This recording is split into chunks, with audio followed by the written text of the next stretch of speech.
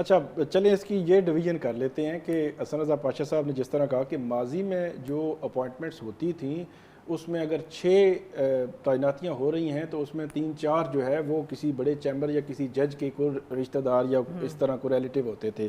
तो हसन रज़ा पाशा साहब आपकी बार भी जो है वो रेशो तकरीबन यही है।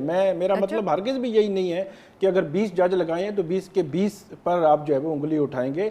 मैं कुछ की बात कर रहा हूँ और इतने तवील अरसे की अगर आपकी वाबस्तगी किसी के साथ हो, ख़ास तौर पर पॉलिटिकल फिगर्स के साथ, तो मेरा ख्याल में ये कहना कि बिल्कुल भी उसका कोई उनका कोई वज़न नहीं आया पॉलिटिकल पार्टी का, तो ये भी जो है वो अच्छा नहीं होगा। फिर एक और सिर्फ आखिरी बात कि माजी में भी और अभी भी बहुत सारे ऐसे लोग जिनकी कोई लॉबिंग नहीं थी, जिनकी कोई पॉलिटिकली कोई ऐसी बैकिंग नहीं थी, तो उनके नाम आए लिस्टों में। जब मंसूर अली शाह साहब थे दूसरे तीसरे, अच्छा जब वो जिस बंदे को नामजद करते थे वो रिजेक्ट था, बेशक वो जितना बड़ा काबिल हो, इंटेग्रिटी सब कुछ हो।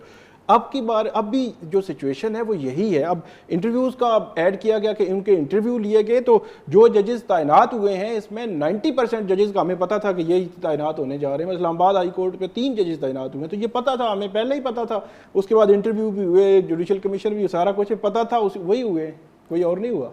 हसन रज़ा पाशा साहब, वो साकिब साहब कह रहे हैं कि इस दफ़े भी बड़े चेंबर्स से लोग लॉयर्स आए हैं, तो सर ये तो फिर शायद सिर्फ बड़ा कोई फर्क चैम्बर ना सही को वाबस्तगियों की मैं बात कर रहा हूँ। आप चैम्बर की वजह वाबस्तगियां ले लें सर।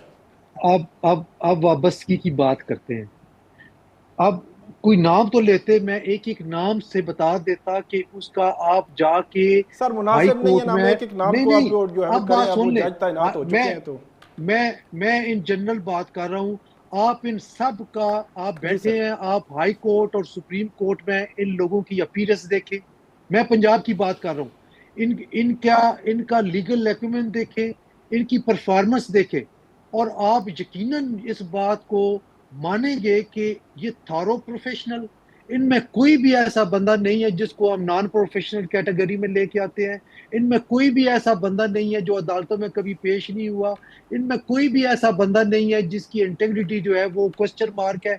बतौर वकील, अब मैं वकील हूं, मैं किसी बदमाश का भी वकील हो सकता हूं, किसी शरीफ आदमी का भी वकील हो सकता हूं, किसी डाकू का भी हो सकता हूं, और किसी जानी का भी हो सकता हूं, किसी कातल का भी हो सकता हूं। लेकिन इसका हरगिज मतलब नहीं है कि जिन जिन बुरे या अच्छे लोगों का मैं वकालत की है तो मेरी जात जो है वो उनके साथ जुड़ गई है। मैं एक बतौर वकील, this is my professional duty कि मैंने एज प्रोफेशनल लॉयर, मैं ये बार कौंसल एक्ट के तहत मैंने बतौर वकील परफॉर्म करना है और वकालत करनी है अपनी अपने प्रोफेशन की को मद्देनजर रखते हुए। तो मैं नहीं समझता कि आप अगर किसी ने कोई केस किया है, इसमें ऐसे भी लोग हैं, मैं एक बंदे का नाम भी ले सकता हूं जिन्होंने इमरान खान साहब का केस किया है, तो ये बात ना करें।